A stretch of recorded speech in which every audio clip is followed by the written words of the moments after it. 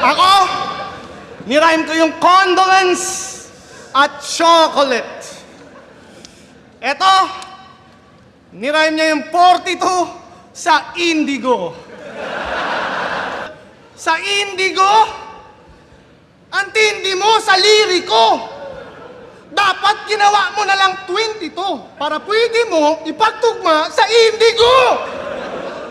Tinugma niya rin yung conductor at magmaktor. Isa lang ang opinion ko dun, ang waknon. Lazy rhyming armas mo, panay lang punchline na simple. Conductor at magmaktor, ano yan? Slant rhyme ng Bicol?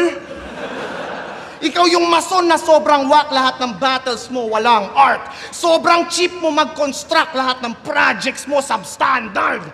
Master of crowd control, mangmanipula kapangyarihan. Kaya di nyo halatang mali na ang pangangatwiran. Sabi mo chicken yung PM3? Nalito lang ang karamihan. Pero alam ko dahilan kung bakit siya nagkamali dyan. Kasi yung mang-inasal, hindi niya pa nakakainan. Palitan! Dapat nire-reference mo lang mga nakakainan mo. Parisan! Puro lamang yung pintas kaya napapag-iwanan sa makalumang approach. Dapat dito binabash kasi puro katangahan at kagaguhan ng post. Pero binoboto yan ng judge kahit puro parody tsaka basura na jokes. Ganyan naman dito sa Pinas, magnanakaw madalas nakakakuha ng votes. Kahit sa pagiging unpredictable, dihado to, tila lamang to sa akin. Ako'y mas unpredictable pa sa Indianong bigla ang tumatumbling. Aking lyrics sa 3 minutes ko pinilit i-compress. Kung feeling mo may chance mag-isip ka ng konti. Ngayon basag ka para kang sumindi ng chonke. Aking punches, parang Francis Ngannou may infinity gauntlet. Itong si Cripply naging alipin ng SOCMED. Puro photograph, hindi man lang nanghihinging consent. Puro look-alike, ganyan kanyang napiling i-content. Puro brain rot, galawan niya pang skibidi toilet. Dinamay stepdaughter ni Zyke. Walang habas bibig niyan.